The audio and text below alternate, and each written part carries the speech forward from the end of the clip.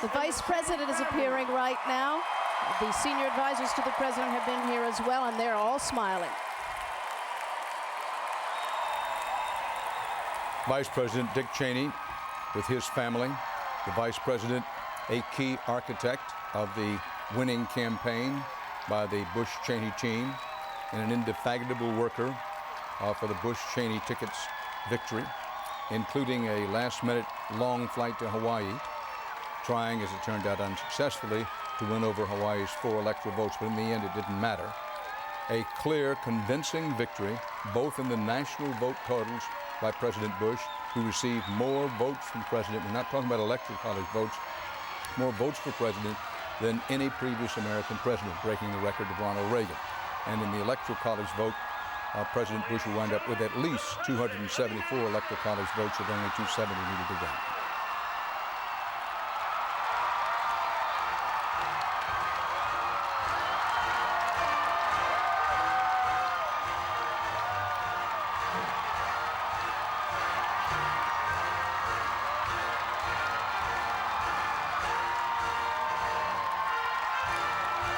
President Bush will have an increased Republican majority in the United States Senate. He'll have at least 53 Republican votes. That's an increase over the 51 that he's had as a Senate Republican majority for the last 2 years. He'll also have at least a slightly increased margin in the House of Representatives, 29+ margin for Republicans in the House. And of course, he has a majority of Republican appointees on the United States Supreme Court, and will have possibly as many as 3, could be 4 Supreme Court appointments to make in his second term.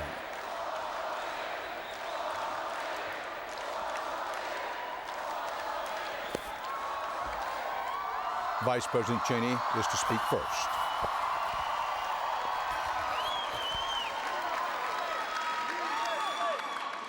Thank you all.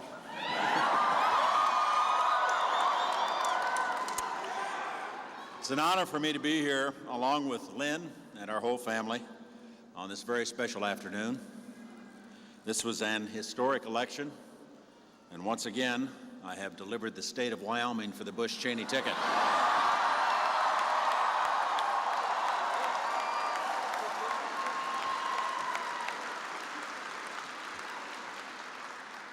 This campaign has been a tremendously uplifting experience. We've carried the President's message of hope and optimism across the continent, even to the Aloha State.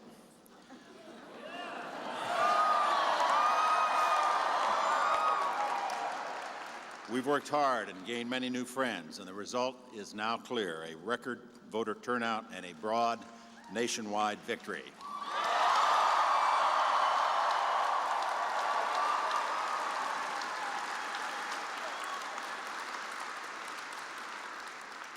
We're deeply grateful to every person who joined in the effort.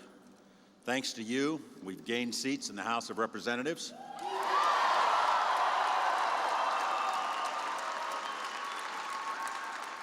Thanks to you, I will be presiding over a larger Republican majority in the United States Senate.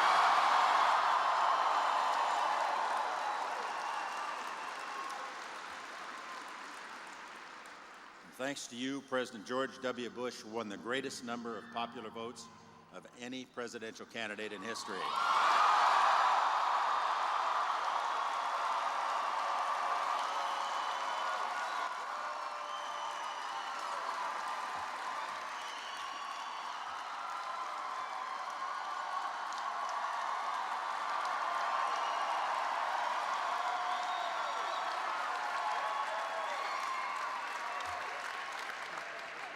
This has been a consequential presidency which has revitalized our economy and reasserted a confident American role in the world.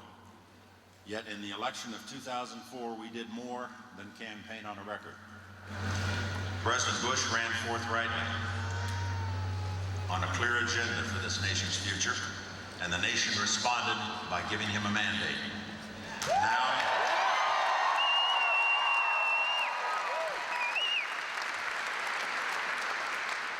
Now we move forward to serve and to guard the country we love. It has been my special privilege to serve as Vice President alongside this exceptional American. He's a man of deep conviction and personal kindness.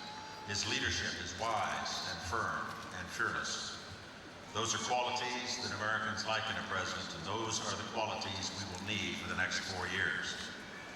If ever a man met his moment as leader of this country, that man is George W. Bush.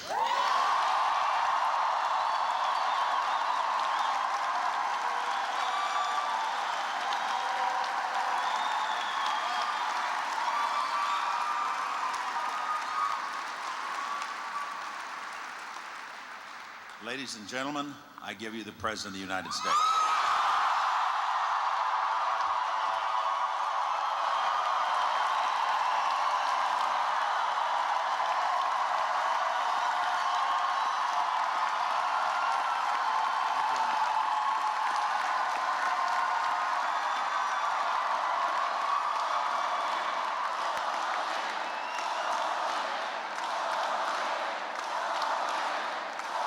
Thank you all. Thank you all for coming. We had a long night and a great night.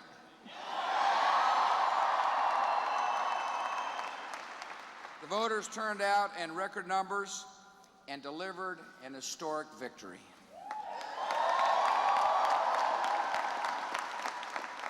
Earlier today, Senator Kerry called with his congratulations.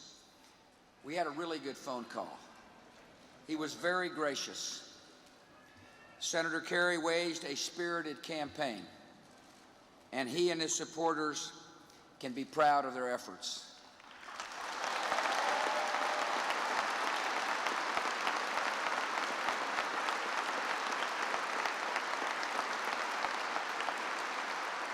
Laura and I wish Senator Kerry and Teresa and their whole family all our best wishes. America has spoken, and I'm humbled by the trust and the confidence of my fellow citizens. With that trust comes a duty to serve all Americans, and I will do my best to fulfill that duty every day as your president.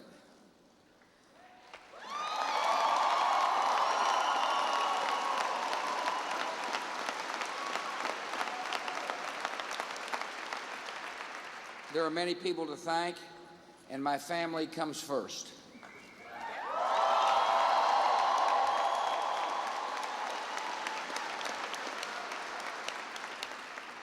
Laura is the love of my life.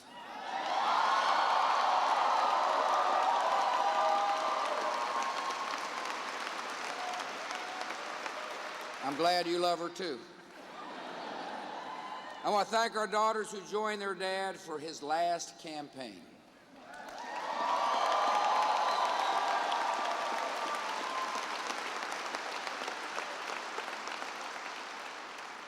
I appreciate the hard work of my sister and my brothers. I especially want to thank my parents for their loving support.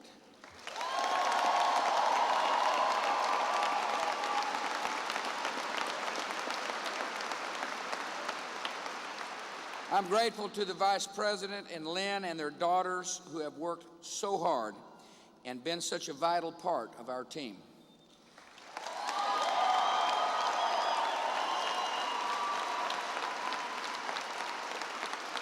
The Vice President serves America with wisdom and honor, and I'm proud to serve beside him.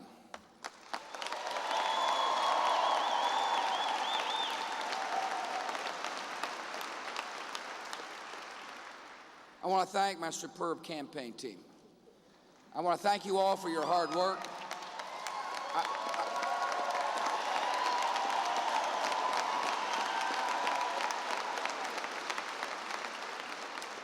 I was impressed every day by how hard and how skillful our team was. I want to thank Chairman Mark Roscoe and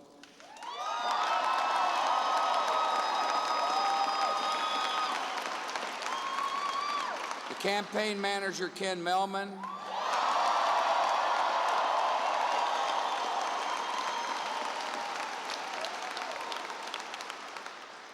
the architect Karl Rove,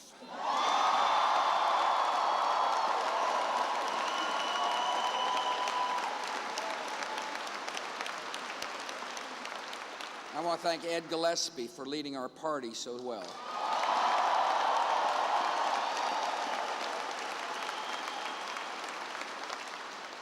I want to thank the thousands of our supporters across our country. I want to thank you for your hugs on the rope lines. I want to thank you for your prayers on the rope lines. I want to thank you for your kind words on the rope lines.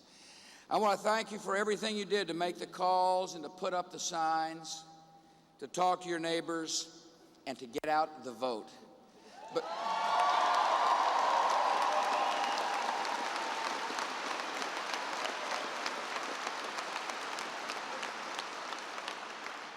And because you did the incredible work, we are celebrating today.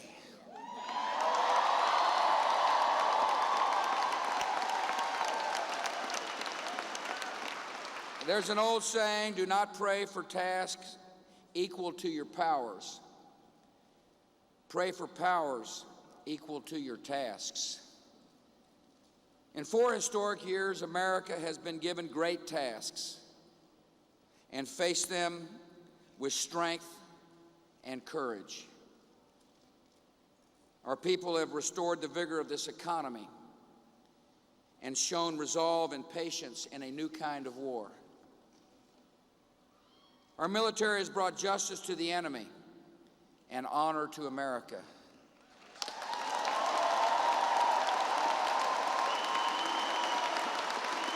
Our nation has defended itself and served the freedom of all mankind. I'm proud to lead such an amazing country, and I'm proud to lead it forward.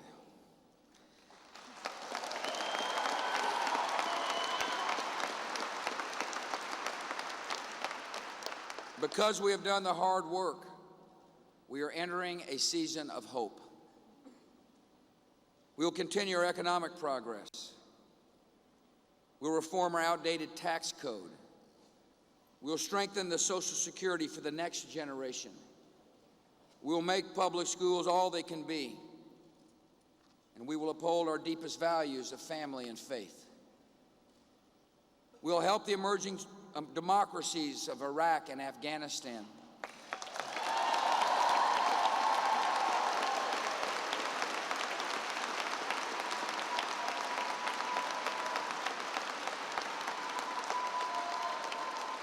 So they can grow in strength and defend their freedom.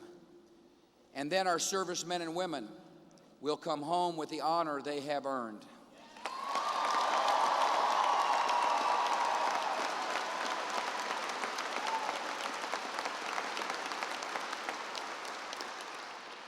With good allies at our side, we will fight this war on terror with every resource of our national power, so our children can live in freedom and in peace.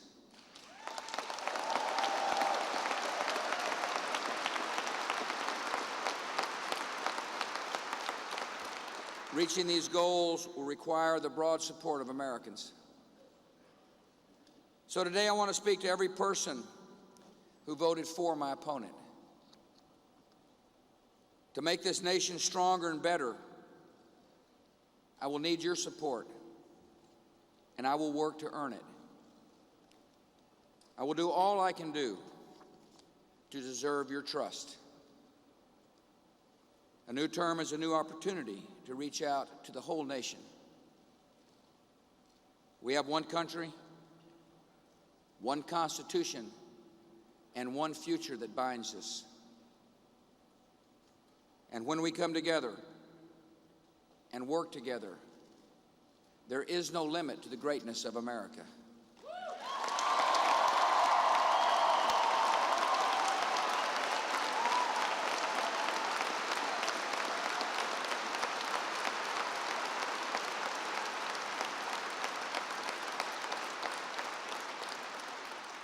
Let me close with a word of the people of the state of Texas.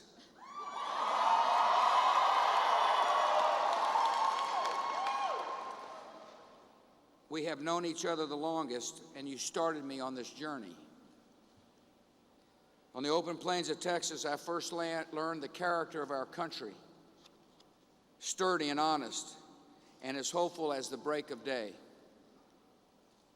I will always be grateful to the good people of my state, and whatever the road that lies ahead, that road will take me home. A campaign has ended, and the United States of America goes forward with confidence and faith. I see a great day coming for our country, and I am eager for the work ahead. God bless you, and may God bless America.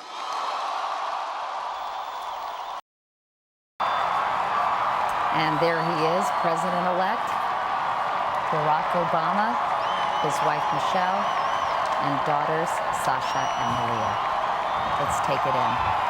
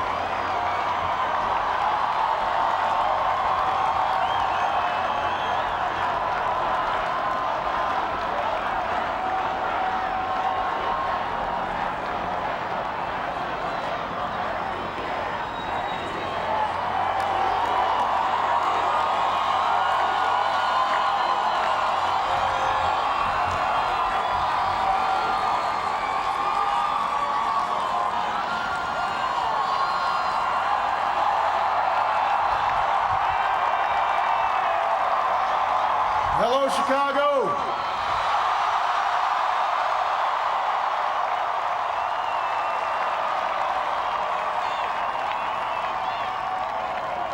If there is anyone out there who still doubts that America is a place where all things are possible, who still wonders if the dream of our founders is alive in our time, who still questions the power of our democracy, tonight is your answer.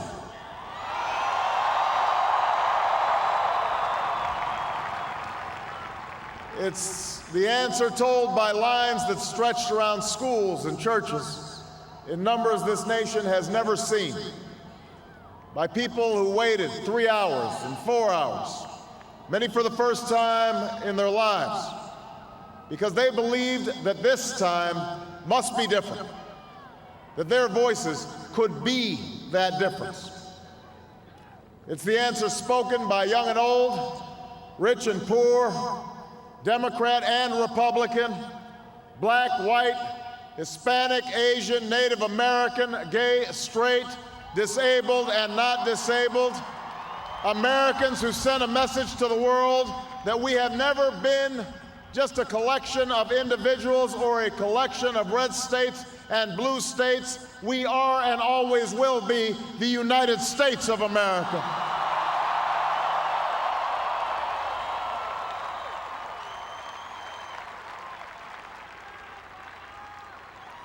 It's the answer that led those who've been told for so long by so many to be cynical and fearful and doubtful about what we can achieve, to put their hands on the arc of history and bend it once more toward the hope of a better day.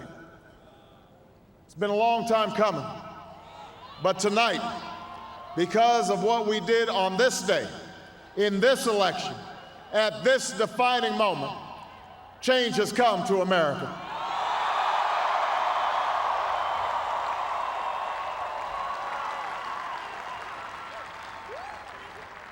A little bit earlier this evening, I received an extraordinarily gracious call from Senator McCain. Senator McCain fought long and hard in this campaign, and he's fought even longer and harder for the country that he loves. He has endured sacrifices for America that most of us cannot begin to imagine. We are better off for the service rendered by this brave and selfless leader. I congratulate him. I congratulate Governor Palin for all that they've achieved, and I look forward to working with them to renew this nation's promise in the months ahead.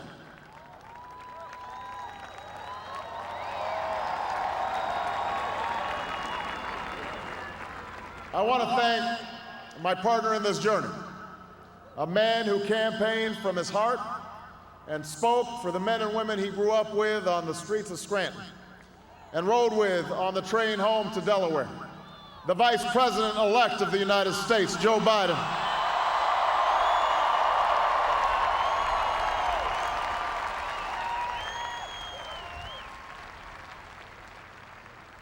And I would not be standing here tonight without the unyielding support of my best friend for the last 16 years, the rock of our family, the love of my life, the nation's next First Lady, Michelle Obama.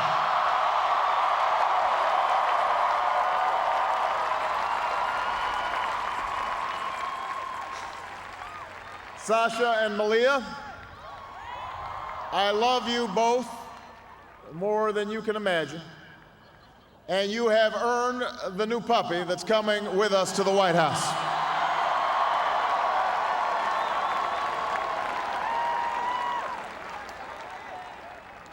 And while she's no longer with us, I know my grandmother's watching, along with the family that made me who I am. I miss them tonight. I know that my debt to them is beyond measure. To my sister Maya, my sister Alma, all my other brothers and sisters, thank you so much for all the support that you've given me. I am grateful to them.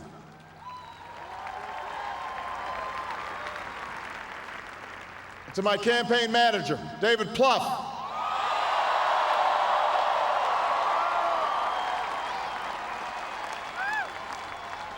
the unsung hero of this campaign, who built the best political campaign, I think, in the history of the United States of America. To my chief strategist, David Axelrod, who's been a partner with me every step of the way. To the best campaign team ever assembled in the history of politics, you made this happen, and I am forever grateful for what you've sacrificed to get it done. But above all, I will never forget who this victory truly belongs to. It belongs to you. It belongs to you. I was never the likeliest candidate for this office. We didn't start with much money or many endorsements.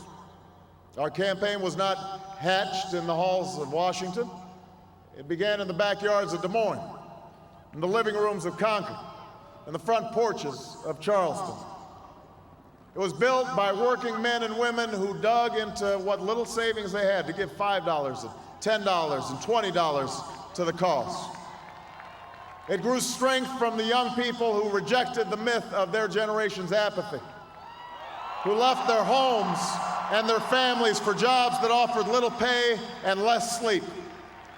It drew strength from the not-so-young people who braved the bitter cold and scorching heat to knock on doors of perfect strangers, and from the millions of Americans who volunteered and organized and proved that more than 2 centuries later, a government of the people, by the people, and for the people has not perished from the earth. This is your victory.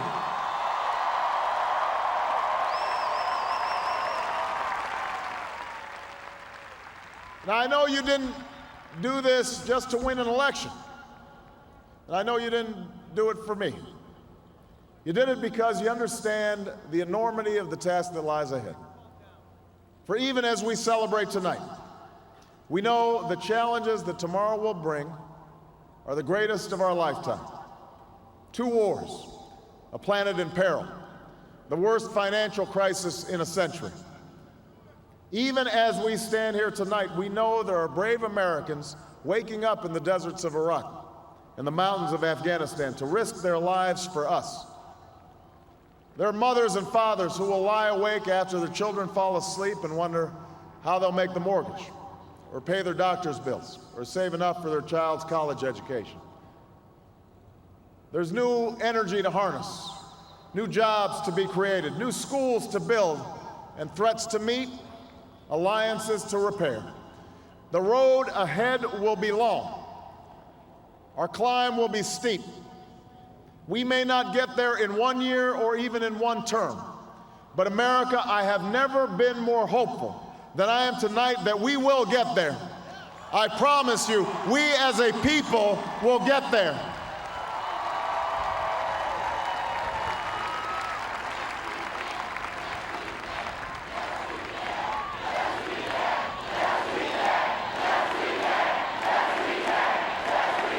There will be setbacks and false starts.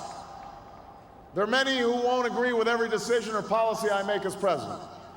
And we know the government can't solve every problem.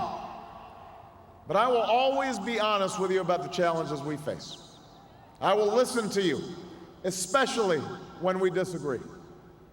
And above all, I will ask you to join in the work of remaking this nation the only way it's been done in America for 221 years. Block by block, brick by brick, calloused hand by calloused hand. What began 21 months ago in the depths of winter cannot end on this autumn night. This victory alone is not the change we seek. It is only the chance for us to make that change. And that cannot happen if we go back to the way things were. It can't happen without you, without a new spirit of service, a new spirit of sacrifice. So let us summon a new spirit of patriotism, of responsibility, where each of us resolves to pitch in and work harder and look after not only ourselves but each other. Let us remember that if this financial crisis taught us anything, it's that we cannot have a thriving Wall Street while Main Street suffers. In this country, we rise or fall as one nation, as one people.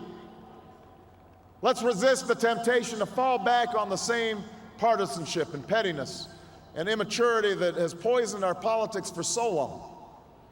Let's remember that it was a man from this state who first carried the banner of the Republican Party to the White House, a party founded on the values of self-reliance and individual liberty and national unity. Those are values that we all share. And while the Democratic Party has won a great victory tonight, we do so with a measure of humility and determination to heal the divides that have held back our progress.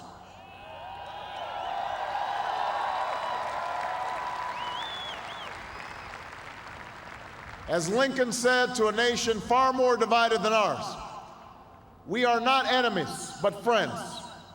Though passion may have strained, it must not break our bonds of affection. And to those Americans whose support I have yet to earn, I may not have won your vote tonight, but I hear your voices. I need your help, and I will be your president too.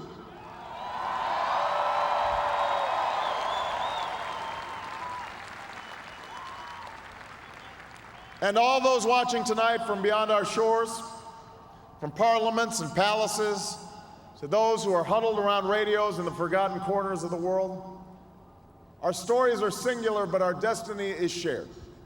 And a new dawn of American leadership is at hand.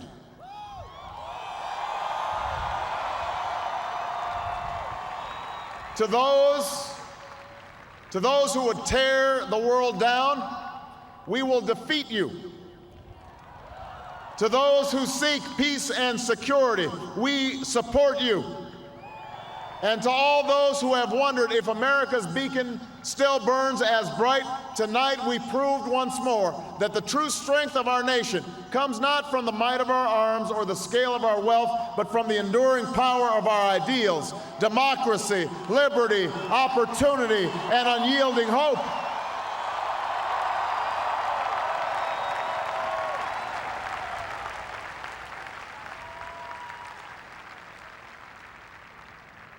That's the true genius of America, that America can change. Our union can be perfected. And what we've already achieved gives us hope for what we can and must achieve tomorrow. This election had many firsts and many stories that will be told for generations, but one that's on my mind tonight is about a woman who cast her ballot in Atlanta. She is a lot like the millions of others who stood in line to make their voice heard in this election, except for one thing. Ann Nixon Cooper is 106 years old. She was born just a generation past slavery, a time when there were no cars on the road or planes in the sky, when someone like her couldn't vote for two reasons: because she was a woman and because of the color of her skin. And tonight, I think about all that she's seen throughout her century in America: the heartache and the hope, the struggle and the progress, the times we were told that we can't, and the people who pressed on with that American creed: yes, we can.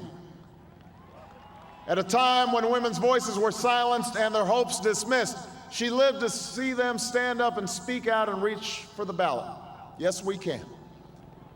When there was despair in the Dust Bowl and depression across the land, she saw a nation conquer fear itself with a New Deal, new jobs, a new sense of common purpose: yes, we can. When the bombs fell on our harbor and tyranny threatened the world, she was there to witness a generation rise to greatness and a democracy was saved: yes, we can.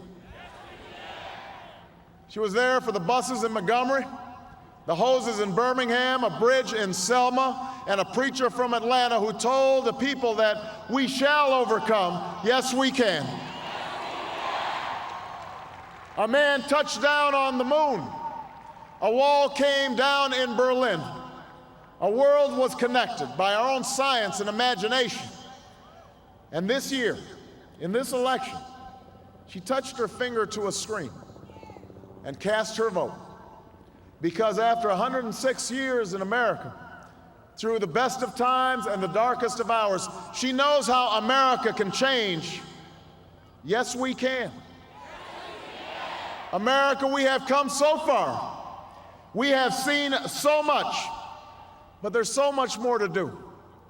So tonight, let us ask ourselves, if our children should live to see the next century, if my daughters should be so lucky to live as long as Ann Nixon Cooper, what change will they see? What progress will we have made? This is our chance to answer that call. This is our moment. This is our time to put our people back to work and open doors of opportunity for our kids, to restore prosperity and promote the cause of peace, to reclaim the American dream and reaffirm that fundamental truth that out of many we are one, that while we breathe, we hope, and where we are met with cynicism and doubt and those who tell us that we can't, we will respond with that timeless creed that sums up the spirit of a people: yes, we can. Thank you. God bless you. And may God bless the United States of America.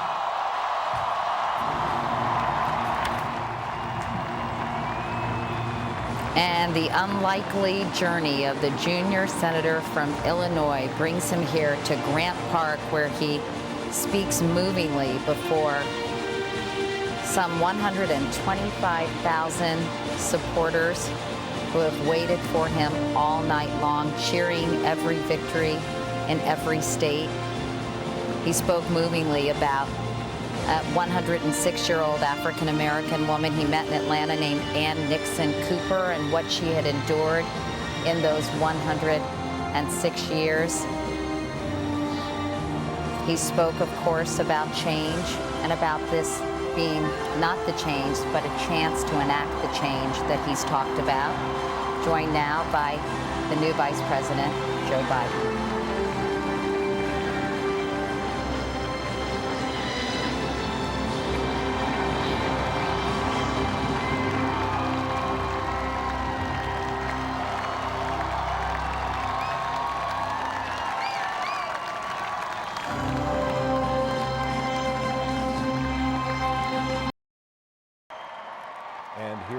the President, the First Lady, and their daughters Malia and Sasha. Let's listen in to this moment.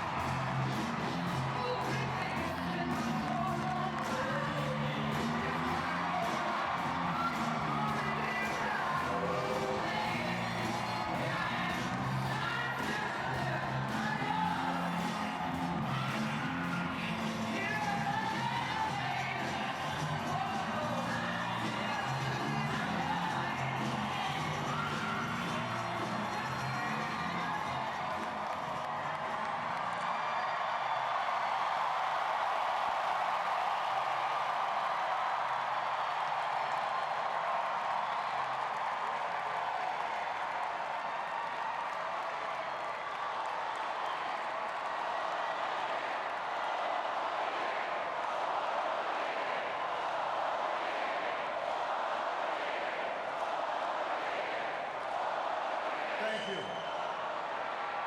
Thank you. Thank you so much. Tonight, more than 200 years after a former colony won the right to determine its own destiny, the task of perfecting our union moves forward.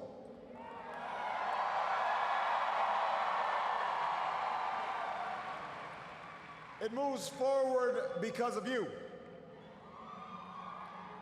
It moves forward because you reaffirmed the spirit that has triumphed over war and depression, the spirit that has lifted this country from the depths of despair to the great heights of hope, the belief that while each of us will pursue our own individual dreams, we are an American family and we rise or fall together as one nation and as one people.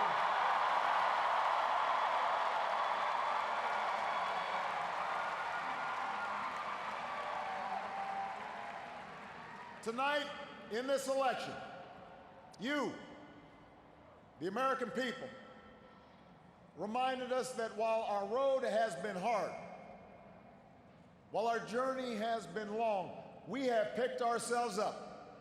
We have fought our way back. And we know in our hearts that for the United States of America, the best is yet to come.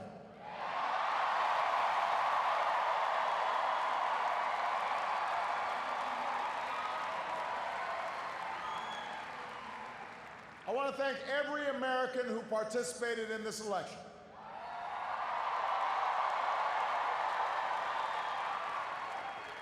Whether you voted for the very first time or waited in line for a very long time. By the way, we have to fix that.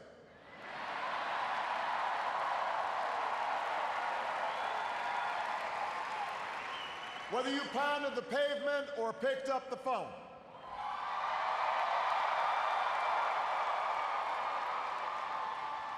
Whether you held an Obama sign or a Romney sign, you made your voice heard, and you made a difference. I just spoke with Governor Romney, and I congratulated him and Paul Ryan on a hard-fought campaign.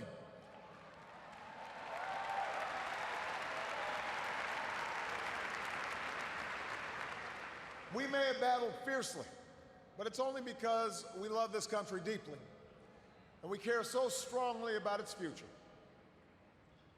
From George to Lenore to their son Mitt, the Romney family has chosen to give back to America through public service, and that is a legacy that we honor and applaud tonight.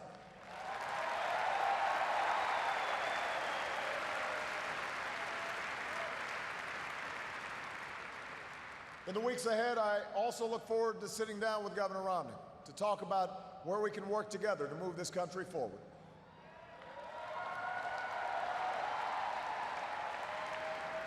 I want to thank my friend and partner of the last 4 years, America's happy warrior, the best vice president anybody could ever hope for, Joe Biden.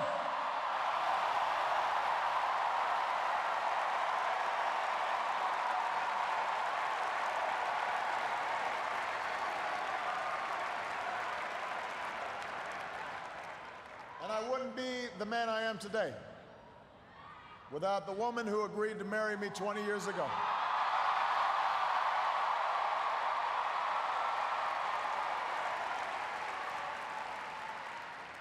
Let me say this publicly, Michelle, I have never loved you more. I have never been prouder to watch the rest of America fall in love with you too, as our nation's First Lady.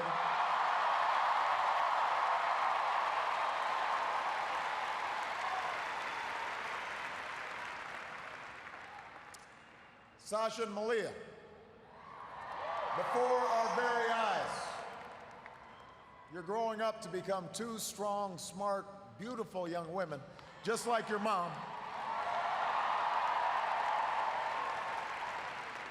And I'm so proud of you guys. But I will say that for now, one dog's probably enough.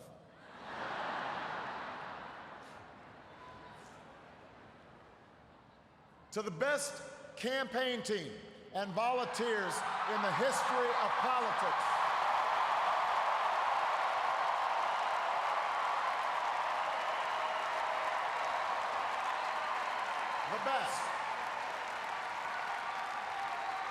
the best ever.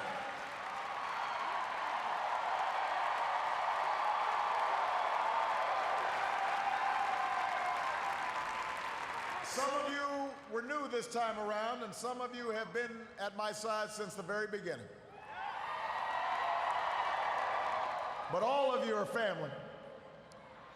No matter what you do or where you go from here, you will carry the memory of the history we made together.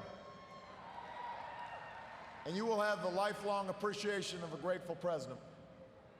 Thank you for believing all the way, through every hill, through every valley. You lifted me up the whole way, and I will always be grateful for everything that you've done and all the incredible work that you've put in.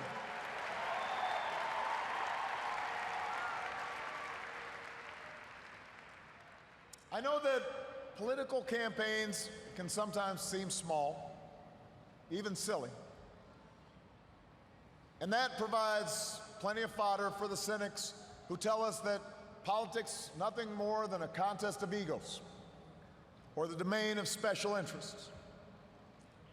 But if you ever get the chance to talk to folks who turned out at our rallies and crowded along a rope line in a high school gym, or saw folks working late at a campaign office in some tiny county far away from home, you'll discover something else. You'll hear the determination in the voice of a young field organizer who's working his way through college and wants to make sure every child has that same opportunity.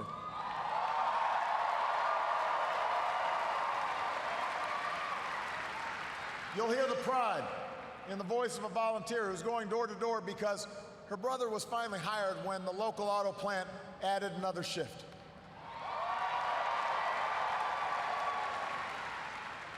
You'll hear the deep patriotism in the voice of a military spouse who's working the phones late at night to make sure that no one who fights for this country ever has to fight for a job or a roof over their head when they come home.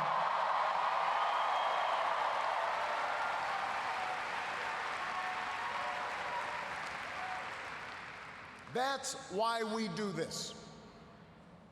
That's what politics can be. That's why elections matter. It's not small, it's big. It's important. Democracy in a nation of 300 million can be noisy and messy and complicated. We have our own opinions. Each of us has deeply held beliefs. And when we go through tough times, when we make big decisions as a country, it necessarily stirs passions, stirs up controversy. That won't change after tonight, and it shouldn't. These arguments we have are a mark of our liberty. And we can never forget that as we speak, people in distant nations are risking their lives right now just for a chance to argue about the issues that matter, the chance to cast their ballots like we did today.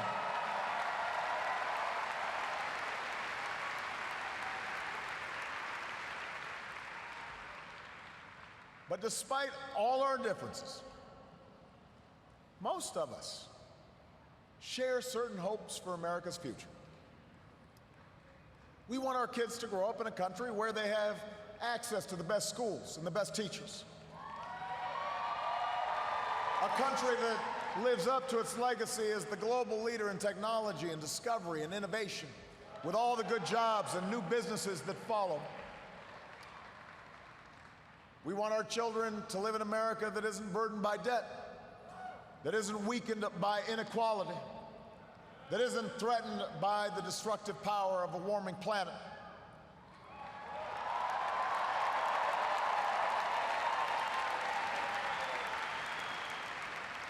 We want to pass on a country that's safe and respected and admired around the world. A nation that is defended by the strongest military on earth and the best troops this world has ever known.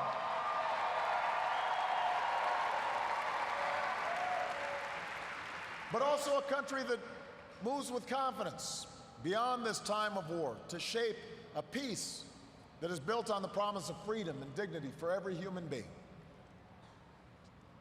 We believe in a generous America, in a compassionate America, in a tolerant America, open to the dreams of an immigrant's daughter who studies in our schools and pledges to our flag.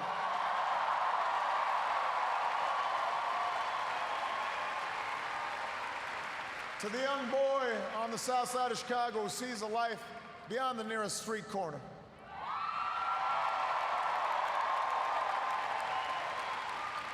To the furniture worker's child in North Carolina who wants to become a doctor or a scientist, an engineer or an entrepreneur, a diplomat or even a president. That's the future we hope for. That's the vision we share. That's where we need to go. Forward. That's where we need to go. Now, we will disagree, sometimes fiercely, about how to get there. As it has for more than 2 centuries, progress will come in fits and starts. It's not always a straight line. It's not always a smooth path. By itself, the recognition that we have common hopes and dreams won't end all the gridlock or solve all our problems. or substitute for the painstaking work of building consensus and making the difficult compromises needed to move this country forward. But that common bond is where we must begin. Our economy is recovering. A decade of war is ending. A long campaign is now over.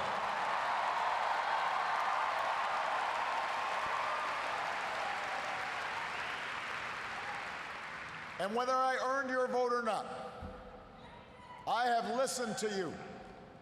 I have learned from you. And you've made me a better president.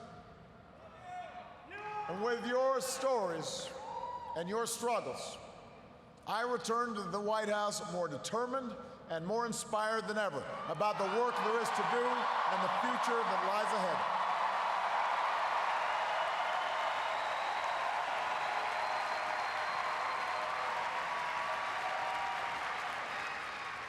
Tonight, you voted for action, not politics as usual. You elected us to focus on your jobs, not ours. And in the coming weeks and months, I am looking forward to reaching out and working with leaders of both parties to meet the challenges we can only solve together, reducing our deficit, reforming our tax code, fixing our immigration system, freeing ourselves from foreign oil. We've got more work to do.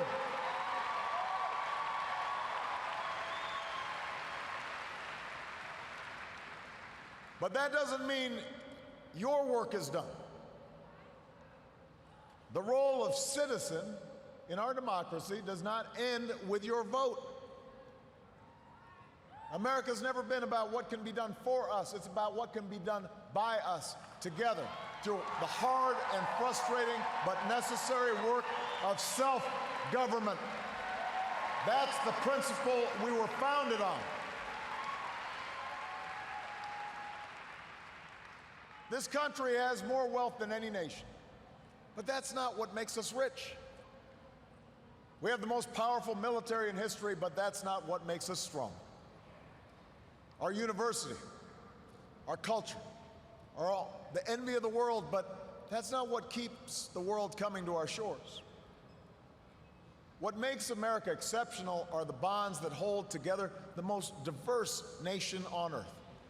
The belief that our destiny is shared, that this country only works when we accept certain obligations to one another and to future generations, so that the freedom which so many Americans have fought for and died for comes with responsibilities as well as rights, and among those are love and charity and duty and patriotism.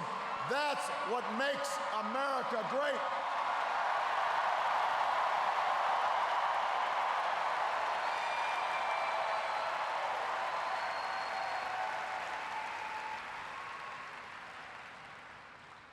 I am hopeful tonight because I've seen the spirit at work in America.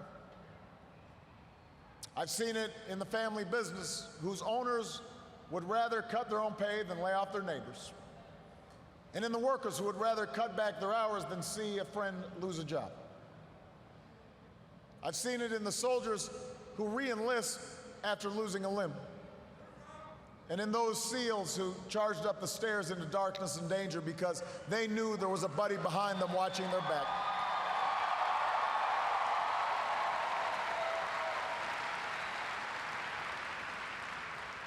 I've seen it on the shores of New Jersey and New York, where leaders from every party and level of government have swept aside their differences to help a community rebuild from the wreckage of a terrible storm.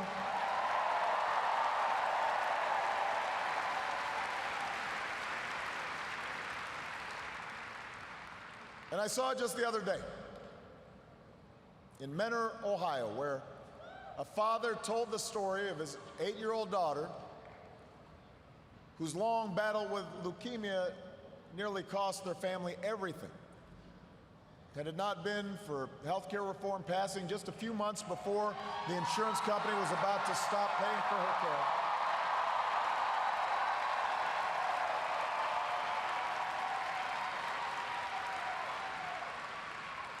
I had an opportunity to not just talk to the father, but meet this incredible daughter of his.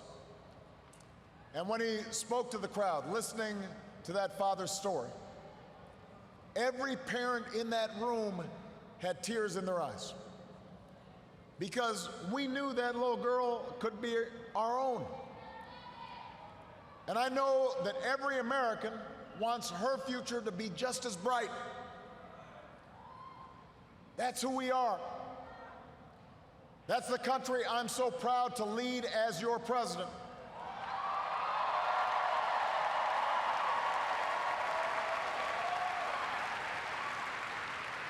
And tonight, despite all the hardship we've been through, despite all the frustrations of Washington, I've never been more hopeful about our future. I have never been more hopeful about America. And I ask you to sustain that hope. I'm not talking about blind optimism, the kind of hope that just ignores the enormity of the tasks ahead or the roadblocks that stand in our path. I'm not talking about the wishful idealism that allows us to just sit on the sidelines or shirk from a fight. I have always believed that hope is that stubborn thing inside us that insists, despite all the evidence to the contrary, that something better awaits us, so long as we have the courage to keep reaching, to keep working, to keep fighting.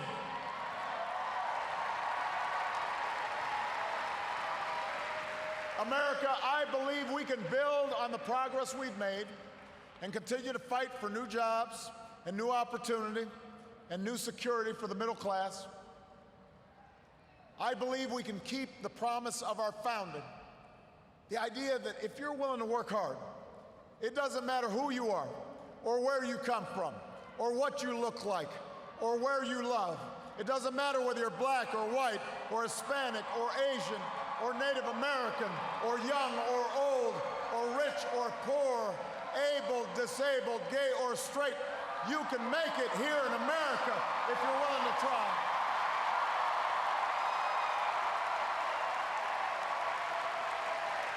I believe we can seize this future together because we are not as divided as our politics suggests. We're not as cynical as the pundits believe.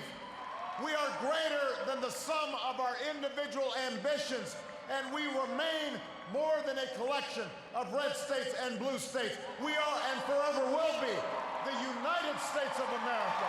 And together, with your help and God's grace, we will continue our journey forward and remind the world just why it is that we live in the greatest nation on earth. Thank you, America. God bless you. God bless these United States.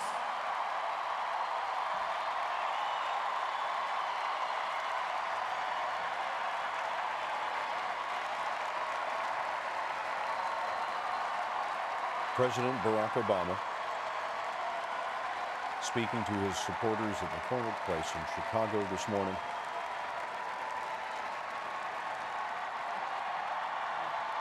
After winning re-election to another 4 years at the White House. The president's daughters, Sasha and Malia, First Lady, and then there's Joe Biden, the vice president who the president described as America's happy warrior.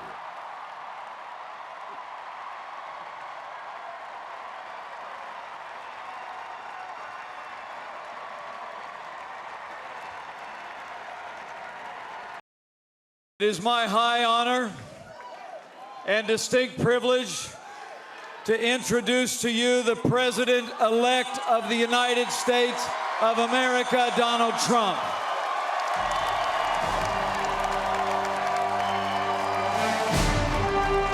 I've just received a call from Secretary Clinton.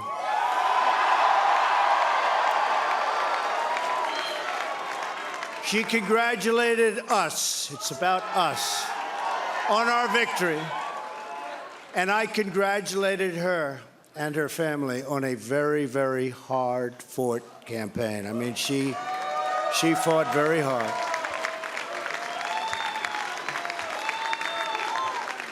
Hillary has worked very long and very hard over a long period of time, and we owe her a major debt of gratitude for her service to our country. I mean that very sincerely. Now it's time for America to bind the wounds of division. Have to get together. To all Republicans and Democrats and independents across this nation, I say it is time for us to come together as one united people. It's time. I pledge to every citizen of our land that I will be president for all Americans, and this is so important to me.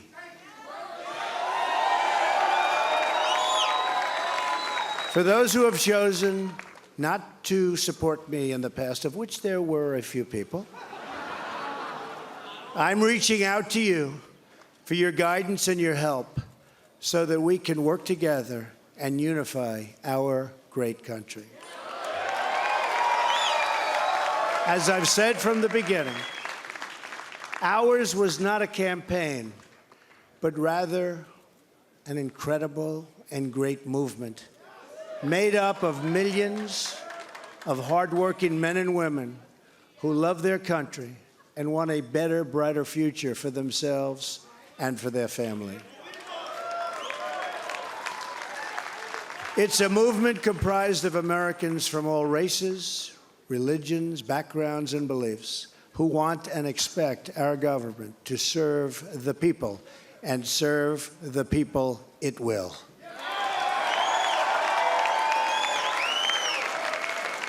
Working together, we will begin the urgent task of rebuilding our nation and renewing the American dream. I've spent my entire life in business looking at the untapped potential in projects and in people all over the world. That is now what I want to do for our country. Tremendous potential. I've gotten to know our country so well. Tremendous potential. It's going to be a beautiful thing. Every single American will have the opportunity to realize his or her fullest potential. The forgotten men and women of our country will be forgotten no longer.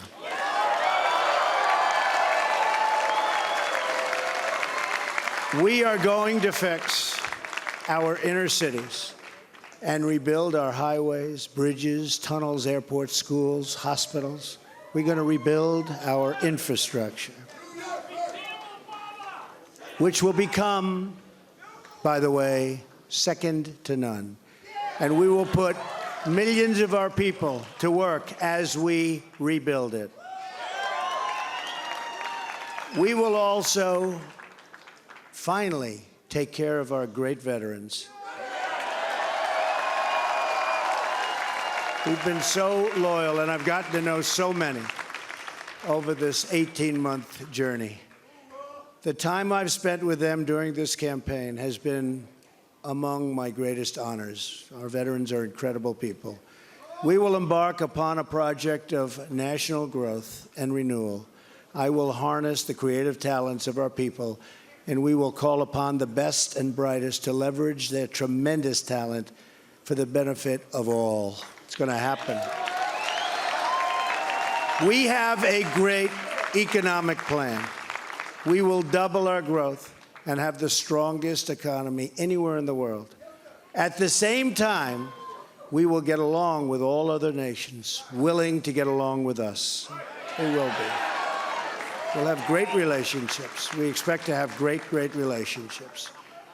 No dream is too big. No challenge is too great. Nothing we want for our future is beyond our reach.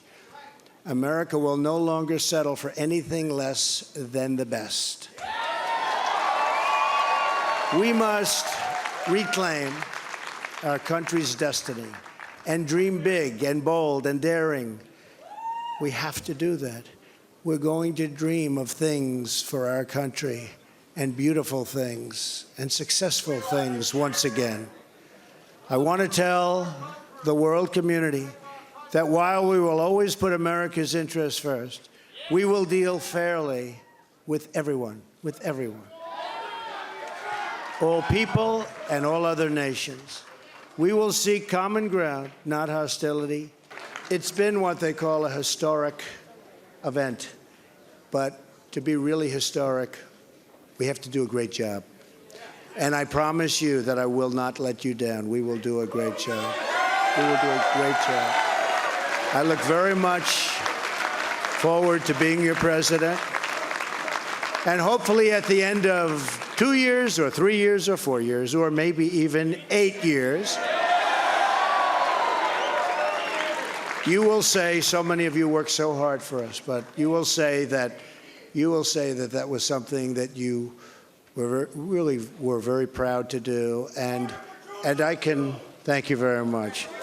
And I can only say that while the campaign is over, our work on this movement is now really just beginning. We're going to get to work immediately for the American people. And we're going to be doing a job that hopefully you'll be so proud of your president. You'll be so proud. Again, it's my honor. It was an amazing evening. It's been an amazing 2-year period. And I love this country. Thank you. Thank you very much. Thank you to Mike Pence. Thank you, everybody. And that was Donald Trump, the 45th president of the United States, giving a conciliatory speech tonight, thanking his supporters, thanking his family. Good evening. Thank you. Thank you. Good evening. So, thank you. Good evening. So, Congressman John Lewis, before his passing, wrote, "Democracy is not a state, it is an act." And what he meant was that America's democracy is not guaranteed. It is only as strong as our willingness to fight for it.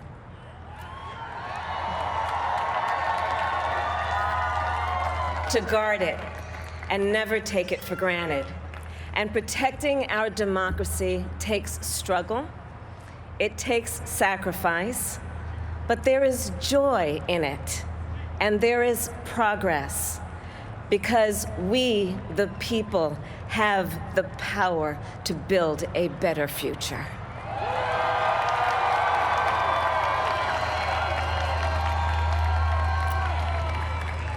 And when our very democracy was on the ballot in this election, with the very soul of America at stake, and the world watching, you ushered in a new day for America.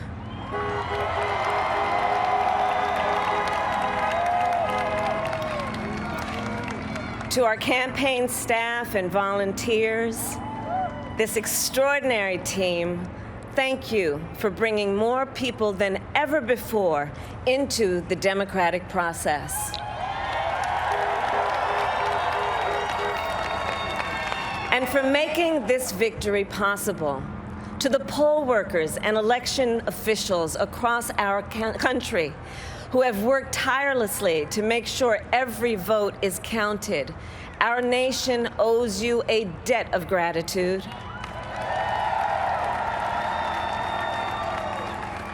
You have protected the integrity of our democracy. And to the American people who make up our beautiful country, thank you for turning out in record numbers to make your voices heard.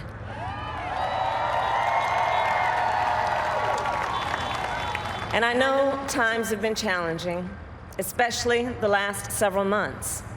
The grief, sorrow, and pain, the worries and the struggles. But we have also witnessed your courage, your resilience, and the generosity of your spirit. For 4 years, you marched and organized for equality and justice, for our lives and for our planet. And then you voted.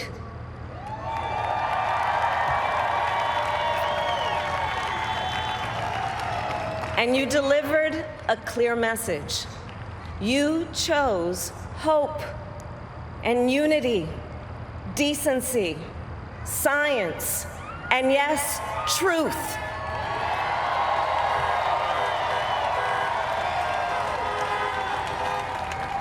You chose Joe Biden as the next president of the United States of America.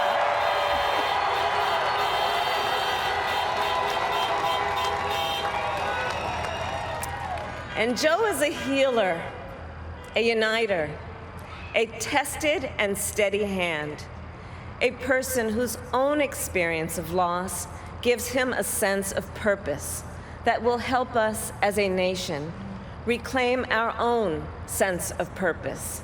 And a man with a big heart who loves with abandon. It's his love for Jill, who will be an incredible First Lady.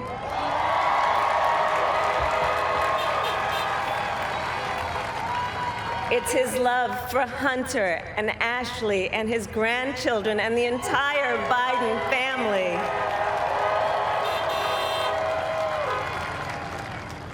And while I first knew Joe as vice president, I really got to know him as the father who loved Beau, my dear friend who we remember here today.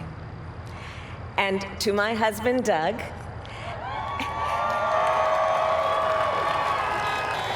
and our children, Cole and Ella, and my sister Maya, and our whole family, I love you all more than I can ever express.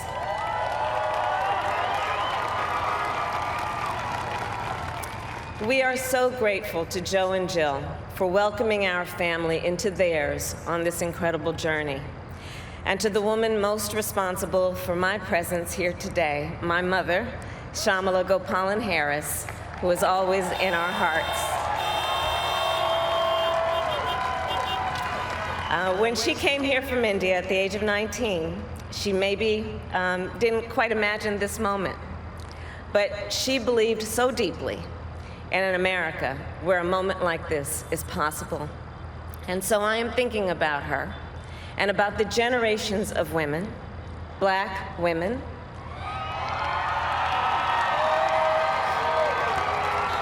Asian, white, Latina, Native American women who throughout our nation's history have paved the way for this moment tonight. Women who fought and sacrificed so much for equality and liberty and justice for all, including the Black women who are often, too often, overlooked, but so often prove they are the backbone of our democracy.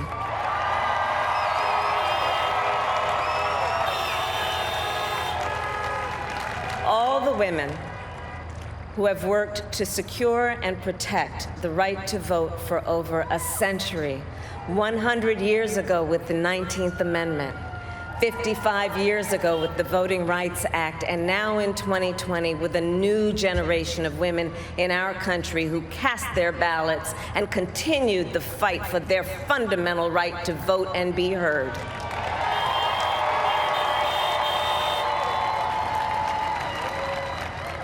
Tonight I reflect on their struggle, their determination, and the strength of their vision to see what can be unburdened by what has been. And I stand on their shoulders. And what a testament it is to Joe's character that he had the audacity to break one of the most substantial barriers that exists in our country and select a woman as his vice president.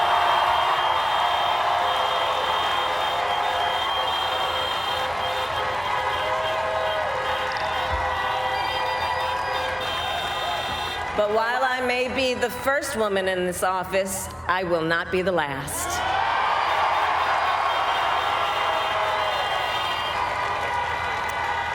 because every little girl watching tonight sees that this is a country of possibilities.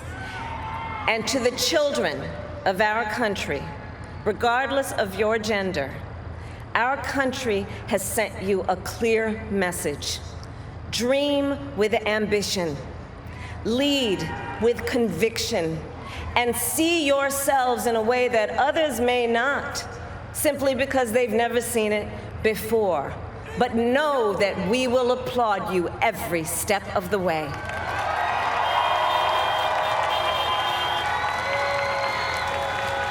And to the American people, no matter who you voted for, I will strive to be a vice president like Joe was to President Obama, loyal, honest, and prepared, waking up every day thinking of you and your family. Because now is when the real work begins, the hard work, the necessary work, the good work, the essential work to save lives and beat this epidemic, to rebuild our economy so it works for working people, to root out systemic racism in our justice system and society, to combat the climate crisis, to unite our country and heal the soul of our nation.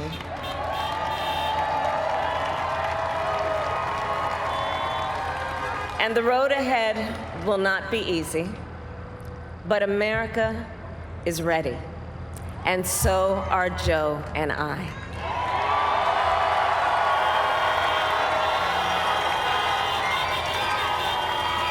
We have elected a president who represents the best in us, a leader the world will respect and our children will look up to, a commander-in-chief who will respect our troops and keep our country safe, and a president for all Americans.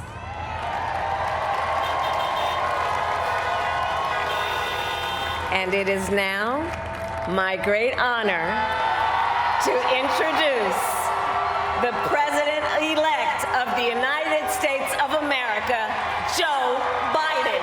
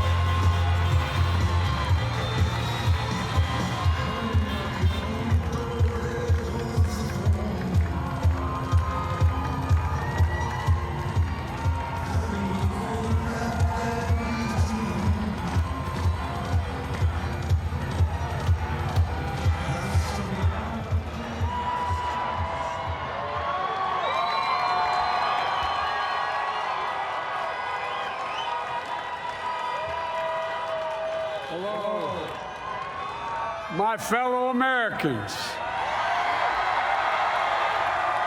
and the people who brought me to the dance, Delawareans. I see my buddy Senator Tom Carper down there, and I think Senator Coons is there, and I think the governor's around. Is that Ruth Ann? And that former Governor Ruth Ann Minner. Most importantly, my sisters-in-law and my sister Valerie. Anyway. Folks, the people of this nation have spoken. They've delivered us a clear victory, a convincing victory, a victory for we the people. We've won with the most votes ever cast on a presidential ticket in the history of the nation. 74 million.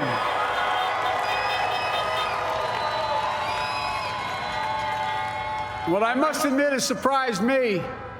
Tonight, we're seeing all over this nation, all cities and all parts of the country, indeed across the world, an outpouring of joy, of hope, renewed faith in tomorrow, bring a better day. and I'm humbled by the trust and confidence you've placed in me.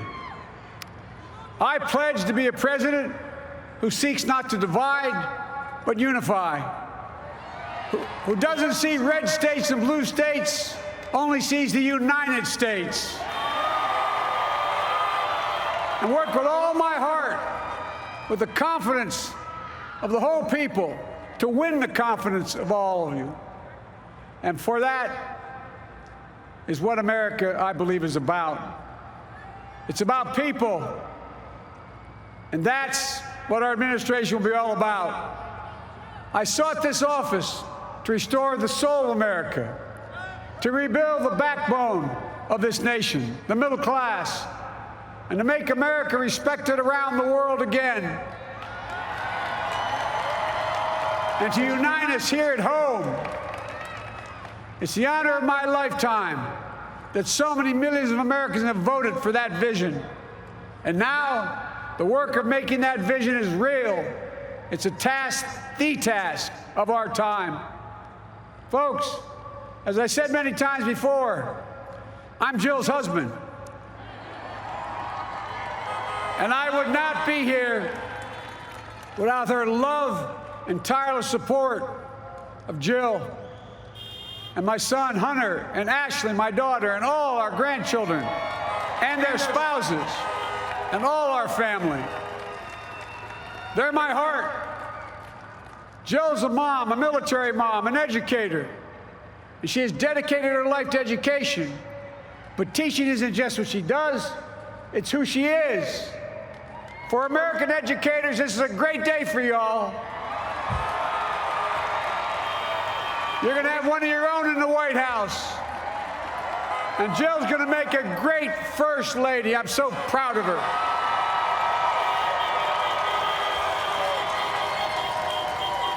And I'll have the honor of serving with the fantastic Vice President who you just heard from, Kamala Harris,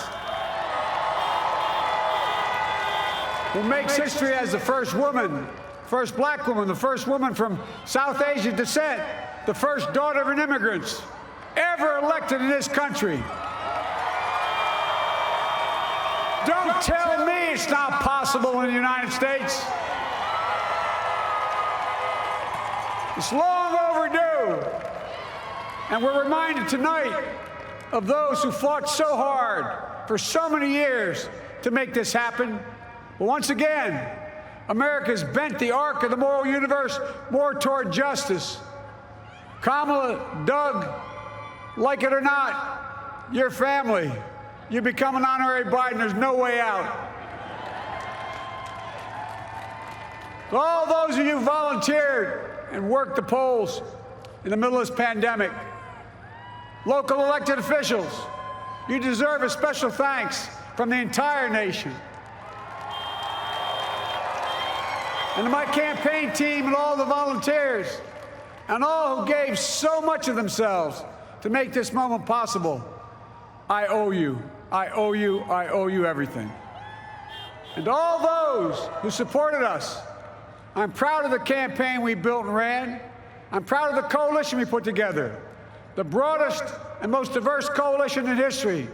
Democrats, Republicans, independents, progressives, moderates, conservatives, young, old, urban, suburban, rural, gay, straight, transgender, white, Latino, Asian, Native American. I mean it, especially those moments, and especially for those moments when this campaign was at its lowest ebb. The African-American community stood up again for me. You've always had my back, and I'll have yours. I said at the outset, I wanted to represent this campaign to represent and look like America. We've done that. Now that's what I want the administration to look like and act like. For all those of you who voted for President Trump, I understand the disappointment tonight. I've lost a couple times myself. But now, let's give each other a chance. It's time to put away the harsh rhetoric, lower the temperature, see each other again, listen to each other again.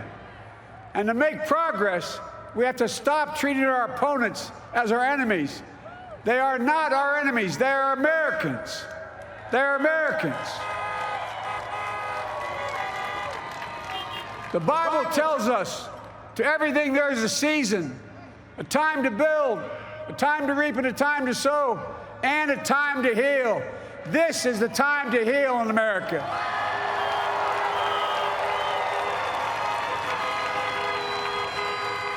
Now this campaign is over. What is the will of the people? What is our mandate?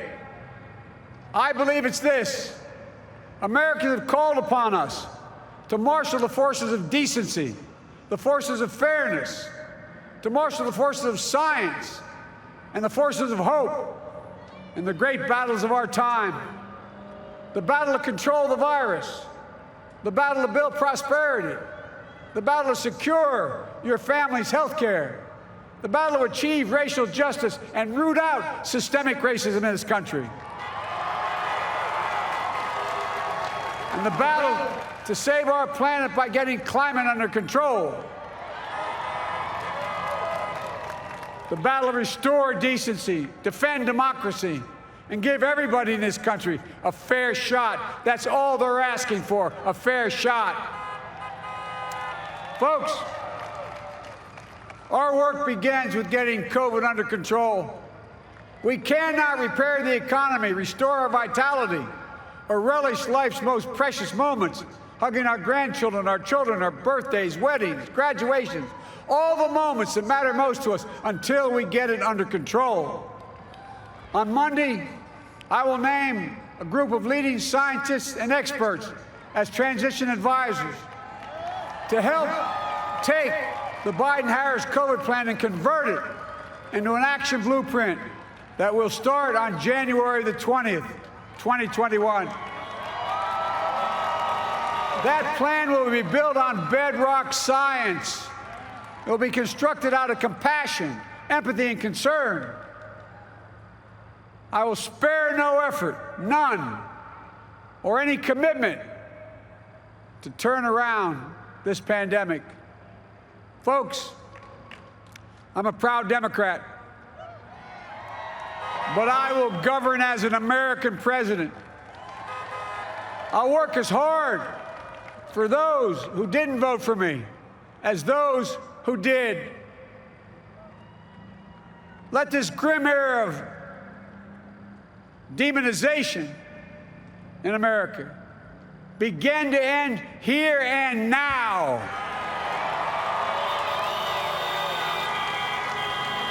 The refusal of Democrats and Republicans to cooperate with one another, it's not some mysterious force beyond our control. It's a decision, a choice we make. And if we can decide not to cooperate, then we can decide to cooperate. And I believe that this is part of the mandate given to us from the American people. They want us to cooperate in their interest. And that's the choice I'll make.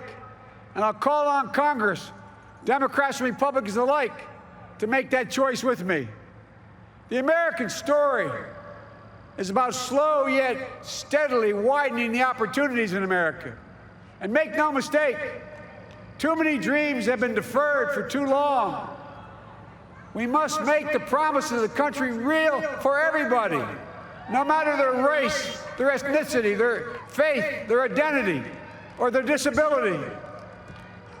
Folks, America has always been shaped by inflection points, by moments in time where we've made hard decisions about who we are and what we want to be.